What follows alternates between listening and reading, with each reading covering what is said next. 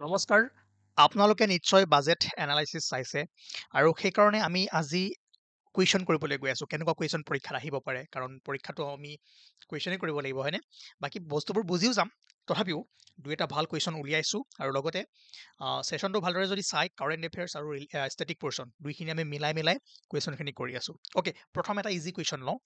যে কেনেকুৱা কুৱেশ্যন আহিব পাৰে বাজেট 2025-26 পৰা ইয়াত কৈছে যে who said a country is not just its soil a country is its people কোনে কৈছিলে এই শাৰী বাক্য মনত ৰাখিব গুৰাজাদা আপ্পা ৰাও এওঁ এগৰাকী তেলেগু পয়েট হয় ঠিক আছে কিয় কিয় মই দিলোঁ নিশ্চয় আপোনালোকে জানে যেতিয়া বাজেট ছেশ্যন আৰম্ভ হৈছিলে মাননীয় আমাৰ বিত্তমন্ত্ৰীয়ে এইটো বাক্য এই শাৰী বাক্যৰে তেওঁ আৰম্ভ কৰিছিল আৰু কোনে কৈছিলে গুৰাজাদা আপ্পা ৰাও এগৰাকী তেলেগু পয়েট মনত ৰাখিব দি দিব পাৰে কেতিয়াবা কুৱেশ্যন তাৰ পাছত এটা ইম্পৰ্টেণ্ট কুৱেশ্যন আমি লওঁ যে ইয়াত কৈছে দ্য ইউনিয়ন বাজেট 2025-26 কেন্দ্ৰীয় বাজেট 2025-26ত propose to launch a mission for which crops production over a 5-year period যে আপোনালোকে জানে mission for cotton production 5-year mission to ফেচিলিয়েট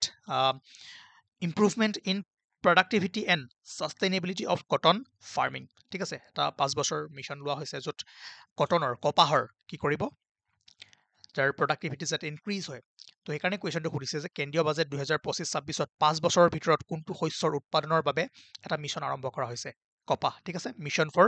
cotton productivity লগতে এটা বস্তু মনত ৰাখিব যে মাখানা বোৰ্ড ঠিক আছে মই মাৰ্ক কৰি থৈ দিছোঁ যদি দেখা নাই অলপমান ৰিজলিউশ্যনটো বহাই ল'ব মাখানা বোৰ্ড বিহাৰত ছেটআপ কৰা হ'ব কেতিয়াবা ক'ব পাৰে যে 2025-26 বাজেটত যে মাখানা বোৰ্ড উল্লেখ পাইছে ক'ত স্থাপন কৰিব বুলি তাত কৈছে বিহাৰ ঠিক আছে মাখানা বোৰ্ড ইন বিহাৰ বাকী মিছন ফৰ কটন প্ৰডাক্টিভিটি বাকী এনেকুৱা সৰু সুৰা বহু কুৱেশ্যন বনিব পাৰে বাকীখিনি মই PDF-ত ইনক্লুড কৰি দি দিম আপোনালোকে যদি PDF-টো ল'ব বিচাৰে তেনেহ'লে হোৱাটছআপ গ্ৰুপ জইন কৰিব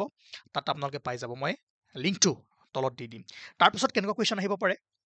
ইয়াত কৈছে যে what is the total expenditure কিমান খৰচ outline in the union budget 2025-26 কেইটামান বস্তু মনত ৰাখিব যে টোটেল এক্সপেণ্ডিচাৰ আপোনাৰ 50.65 লাখ কৰোৰ অ'কে এইটো মনত ৰাখিব বাকীখিনি ইমান ইম্পৰ্টেণ্ট নহয় তথাপিও এইটো এবাৰ চাব যে fiscal deficit is estimated to be 4.4% of GDP ইয়াৰ ওপৰত কুৱেশ্যন এটা ৰাখিছোঁৱেই ইয়াত কৈছে যে the fiscal deficit target for 2025-26 is set at what percentage of GDP 4.4% বাকী GDP কি ইকনমিৰ ক্লাছটো যদি চাই তাতো গম পাই যাব লগতে ফিজিকেল ডেফিচিট বা এইবোৰ ৰেভিনিউ ডেফিচিট কি হয় তাৰ কাৰণে যদি আপোনালোকে জানিব বিচাৰে আমি এটা ছেশ্যন লৈ আহিম ঠিক আছে ইয়াতো বুজাই থাকিলে বহুত সময় যাব আৰু যদি আপোনালোকে বিচাৰে যে ইকনমিৰ ওপৰত আৰু ডিটেইলছ ক্লাছ লাগে তেনেহ'লে কমেণ্ট কৰি জনাব বাকী ইয়াৰ এনচাৰ হ'ব আপোনাৰ 50.6 লাখ কৰোৰ অ'কে তো নেক্সট কুৱেশ্যন আমি চাবলৈ গৈ আছোঁ ইয়াত কৈছে যে the union budget 2025-26 proposes to raise the foreign direct investment FDI ঠিক আছে foreign direct investment limit in which sector to 100% insurance sector চাওক FDI limit for the insurance sector will be raised from 74 to 100% যদি 2025-26 বাজেটত আপোনালোকে দেখে যে কোনটো খণ্ডত প্ৰত্যক্ষ বিদেশী বিনিয়োগৰ সীমা 100% বৃদ্ধি কৰা হৈছে যদি চাই ইঞ্চুৰেঞ্চ ৰিটেইল টেলিকমিউনিকেশ্যন এভিয়েশ্যন এইকেইটাৰ ভিতৰত ইঞ্চুৰেঞ্চ ছেক্টৰত FDI 100% ৰেইজ কৰা হৈছে ঠিক আছে ইনভেষ্টমেণ্ট নাও তাৰ পাছত যদি চাই আপোনালোকে আৰু এটা কুৱেশ্যন বনিব পাৰে ইয়াৰ পৰা এনেকুৱা ইয়াত কৈছে যে which new mission is proposed in the union budget 2025-26 to boost manufacturing in India ভাৰতত উৎপাদন বৃদ্ধিৰ বাবে কেন্দ্ৰীয় বাজেট 2025-26ত কোনটো নতুন মিছন প্ৰস্তাৱ কৰা হৈছে আপোনাৰ নেশ্যনেল মেনুফেকচাৰিং মিছন ঠিক আছে ইয়াতে জানে এই বস্তুখিনি লিখা আছে আপোনালোকে এনালাইচিছতো ভালদৰে বুজিছেই আমি জাষ্ট আজি কুৱেশ্যনবোৰ উলিয়াই আছোঁ অ'কে আৰু যদি চাই এটা ইম্পৰ্টেণ্ট কুৱেশ্যন সেইটো হ'ল ইয়াত কৈছে যে অ'কে এইটো important question how many new destinations are plan to be conducted under the regional air connectivity enhancement over the next 10 years as per the union budget 2025-26 চাওক নিশ্চয় আপোনালোকে দেখিছে UDAN regional connectivity to 120 new destination and carry 4 crore passengers in the next 10 year budget ডকুমেণ্টখন যদি ভালদৰে পঢ়িছে analysis চাইছে তাতে পাইছে সেইটোৱে সুধিছে যে কেন্দ্ৰীয় বাজেট 2025-26 অনুসৰি অহা 10 বছৰত আঞ্চলিক বিমান সংযোগ বৃদ্ধিৰ অধীনত কিমানটা নতুন গন্তব্য স্থান সংযোগ কৰাৰ পৰিকল্পনা কৰা হৈছে 120টা ঠিক আছে গম পালে ধৰিব পৰা নাই যদি এবাৰ পোষ্ট কৰি বা জুম কৰি চাই লওক আদাৰৱাইজ মই ডকুমেণ্টছ আপোনালোকক দিয়ে দিছোঁ এইটো আৰু নেটতো এভেইলেবল আছে ডাউনলোড কৰি চাব পাৰে ঠিক আছে ইম্পৰ্টেণ্ট পইণ্ট ইয়াৰ পৰা এনেকুৱা কুৱেশ্যন আহিব পাৰে অ'কে আৰু বাকী যিবোৰ ইয়াৰ পৰা কুৱেশ্যন বনিব পাৰে ইয়াৰ পৰা কুৱেশ্যন বনিব পাৰে মই জাষ্ট কিছুমান চেম্পল দি আছোঁ বাকী এই কুৱেশ্যনবোৰ মই আপোনালোকক দি দিম ঠিক আছে অ'কে তাৰপিছত এটা কমন কুৱেশ্যন এই কুৱেশ্যন আহিব পাৰে ইয়াত ভুল হৈ আছে এই বস্তুটো 25-26 হ'ব ঠিক আছে যে which sector receives the highest allocation in the union budget 2024-25 কেন্দ্ৰীয় বাজেটত কোনটো বিভাগে আটাইতকৈ বেছি টকা অনুমোদন পাইছে অবভিয়াছলি ডিফেন্স ঠিক আছে ডিফেন্স ছেক্টৰ প্ৰতিৰক্ষা তাৰপাছত এনেকুৱা কুৱেশ্যনো সুধি দিব পাৰে কৈছে যে what is the 4 main focusing area mention in union budget 2025-26 কেন্দ্ৰীয় বাজেট 2025-26ত উল্লেখ কৰা 4টা মূল কেন্দ্ৰবিন্দু ক্ষেত্ৰ কি আছিলে অবভিয়াছলি গৰীব য়থ অন্নদাতা এণ্ড নাৰী ঠিক আছে মনত ৰাখিব এইটো তাৰপাছত দুটামান বস্তু আপোনালোকে চাই থ'ব কুৱেশ্যনখিনি যোৱাৰ আগত আৰু কেইটামান বস্তু মই দেখাবলৈ কৈ আছোঁ যে ৰুপিজ কামছ ফ্ৰম আৰু ৰুপি গোজ টু গোটেইখিনি মনত নাৰাখিলেও মেক্সিমাম ক'ৰ পৰা আহি আছে বৰিং এণ্ড আদাৰ লাইবিলিটিজ 24% ঠিক আছে ছেকেণ্ড মষ্ট যদি চাই ইনকাম টেক্সৰ পৰা আহি আছে চ' আৰু যদি চাই GST এণ্ড আদাৰ টেক্সৰ পৰা আহি আছে ঠিক আছে আৰু কৰ্পৰেশ্যন টেক্সৰ পৰা 17% আহি আছে এইটো মনত ৰাখি থৈ দিব কেতিয়াবা সুধিব পাৰে যে 2025-26 বাজেট অনুসৰি আমি যিটো ডাটা পাইছোঁ যে কৰ্পৰেশ্যন টেক্সে কিমান শতাংশ শ্বেয়াৰ কৰি আছে ঠিক আছে কিমান শতাংশ আহি আছে 17% চাব গোটেইকেইটা নাচালেও 24, 22, 18, 17 এই টপ 4টা চাই থৈ দিব কেতিয়াবা এৰেঞ্জ কৰিব দিবও পাৰে বাকী ডাইৰেক্ট টেক্স কি হয় ইনডাইৰেক্ট টেক্স কি হয় GST কি হয় এইবোৰতো আমি এটা ডিটেইলছ ক্লাছ আনি ইয়াত ভালদৰে কৰিব লাগিব ঠিক আছে কাৰণ ইয়াত আমি কুৱেশ্যন কৰি আছোঁ ইয়াত আমি বেছি সময় ৱেষ্ট কৰাব নোৱাৰোঁ তাৰপিছত যদি চাই ৰুপি গোজ টু ক'লৈ বেছি গৈ আছে চবতকৈ যদি বেছি চাই তেনেহ'লে আপোনাৰ state share of taxes and duties তাত 22% গৈ আছে বাকী ইণ্টাৰেষ্ট পে'মেণ্ট যিহেতু লোন ল'লেতো ইণ্টাৰেষ্ট পে'মেণ্ট কৰিব লাগিব ইণ্টাৰেষ্ট পে'মেণ্টত 20% গৈ আছে আৰু আটাইতকৈ যদি আপুনি চাই থাৰ্ডত মেইনলি আপোনাৰ চেণ্ট্ৰেল ছেক্টৰ স্কিম ঠিক আছে চেণ্ট্ৰেল ছেক্টৰ স্কিমত আপোনাৰ 16% আৰু চেণ্ট্ৰেলি স্পনচাৰ্ড স্কিমত আপোনাৰ 8% চাওক চেণ্ট্ৰেলি স্পনচাৰ্ড স্কিম হ'লে কি হ'ব তাত চেণ্ট্ৰেল গভমেণ্ট ষ্টেট গভমেণ্ট দুইটাৰে শ্বেয়াৰ থাকিব বাকী এইবোৰত কমপ্লিটলি চেণ্ট্ৰেলে প্ৰভাইড কৰিব ঠিক আছে 60-40 বা যিবোৰ 50-50 বা যিবোৰ আমাৰ নৰ্থ ইষ্টাৰ্ণ ষ্টেট আছে তাত কি হয় 90-10 ৰেচিঅ'ত আহে অ'কে আৰু এই কুৱেশ্যনটোৱে সুধিছে যে which type of budget is presented in an election year before a new government takes charge চাওক আপোনালোকে নিশ্চয় মন কৰিব যোৱা বছৰ ফেব্ৰুৱাৰী মাহত এখন বাজেট হ'ল তাৰপিছত আপোনাৰ ইলেকশ্যন শেষ হোৱাৰ পাছত আকৌ নতুন বাজেট আহিলে এবাৰ আকৌ বাজেট আহিলে ঠিক আছে তো ইলেকশ্যন ইয়েৰৰ ঠিক আছে ইলেকশ্যন ইয়েৰৰ আগত গভমেণ্টে যিখন বাজেট দাখিল কৰে তাক কি বুলি কোৱা হয় ইণ্টাৰিম বাজেট বা অন্তৱৰ্তীকালীন বাজেট ঠিক আছে এনেকুৱা কুৱেশ্যন আহিব পাৰে এইটো মই ষ্টেটিক পৰ্চনৰ পৰা উঠাইছোঁ তাৰপাছত মই আৰু কেইটামান ইনফৰ্মেশ্যন দিব ওলাইছোঁ মনত ৰাখিব যে আগতে MSME মাইক্ৰ' স্মল মিডিয়াম এই এণ্টাৰপ্ৰাইজবোৰৰ যিটো ডেফিনেশ্যন তাক চেঞ্জ কৰা হৈছে যদি আপুনি প্ৰিভিয়াছ চাই তেনেহ'লে 1 crore ইনভেষ্টমেণ্ট থাকিলে আপোনাৰ মাইক্ৰ' কোৱা হৈছিলে মানে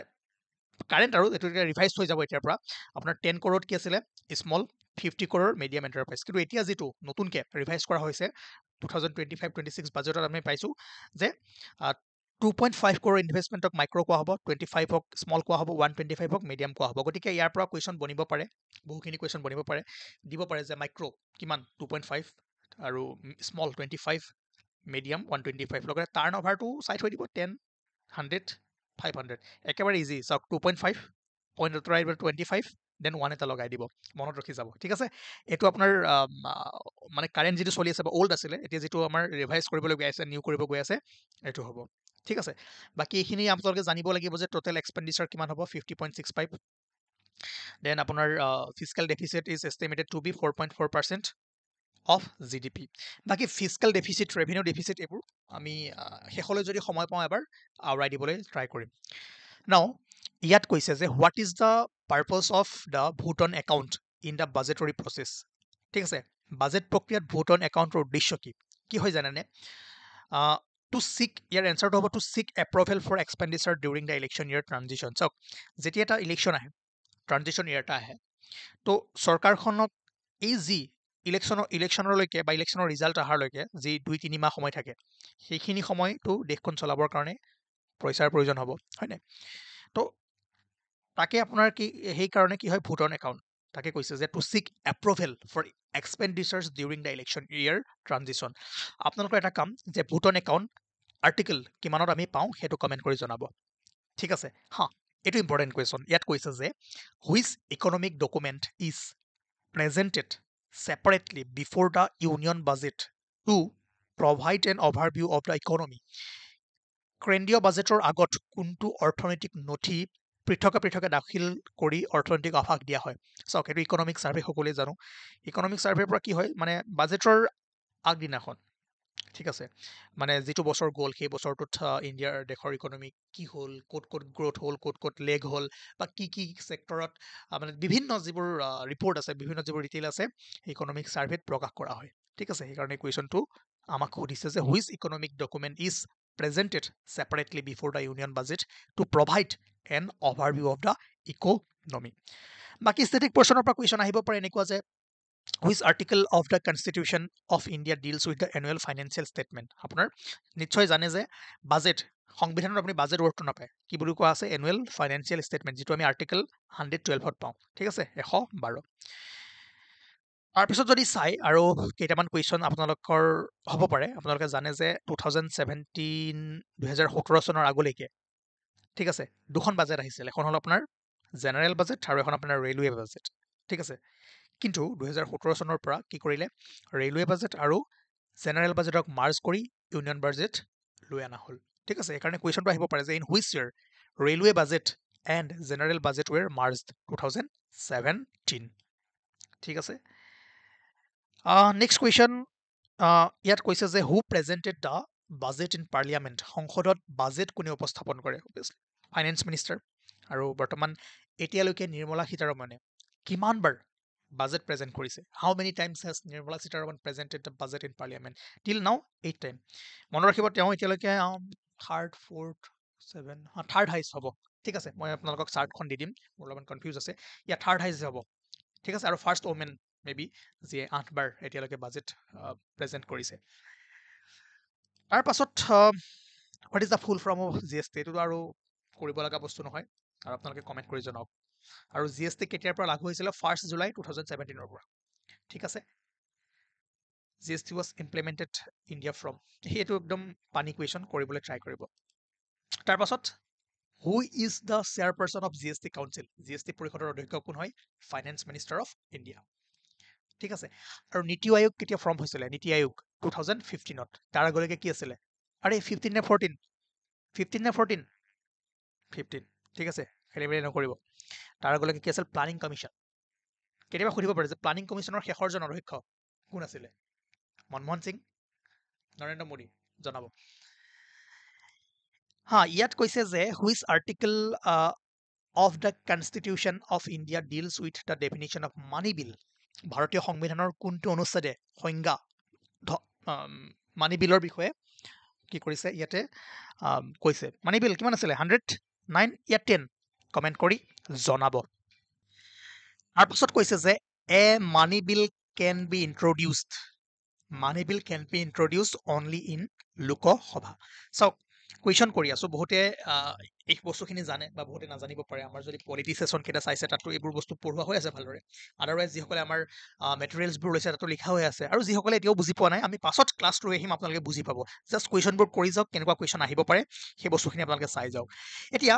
আজি আমি কুৱেশ্যনখিনি ইমানেই কৰিম কিন্তু তাৰ আগত কেইটামান বস্তু মই দেখাবলৈ ওলাইছো যে গভৰ্ণমেণ্ট বাজেট কি হয় আপোনাৰ ৰেভিনিউ বাজেট কেপিটেল বাজেট ঠিক আছে ৰেভিনিউ ৰিচিভ কি হয় ৰেভিনিউ এক্সপেণ্ডিচাৰ কি হয় কেপিটেল ৰিচিভ কি হয় কেপিটেল এক্সপেণ্ডিচাৰ কি হয় এই সকলোবোৰ আমি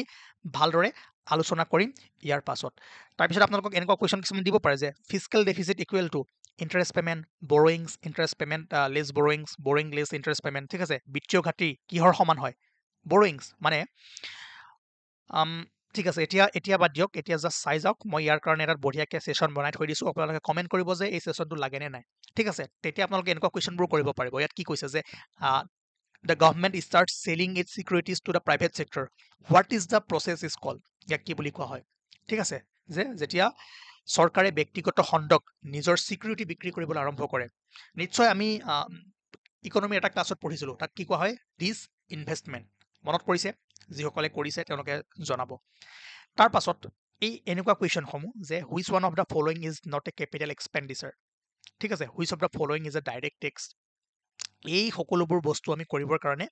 এই ছেশ্যনটো আমি ভালদৰে কৰিম, আৰু তাৰ কাৰণে আমি প্ৰায় 1 আৱাৰ এটা ভাল ছেশ্যন আনিম, চিন্তা নকৰিব। বাকী আজিৰ কুৱেশ্যনখিনি আপোনালোকে এবাৰ আকৌ এবাৰ চাব, আৰু গ্ৰুপত মই এই ডকুমেণ্টটো বা এই PDF-টো আপোনালোকক শ্বেয়াৰ কৰি দিম, আৰু যিখিনি মই হোমৱৰ্ক দিছোঁ সেইখিনি আপোনালোকে কৰিব। লগতে জনাব যে এই ছেশ্যনটো, এই ক্লাছটো আপোনালোকক লাগিব নে নালাগে। ঠিক আছে,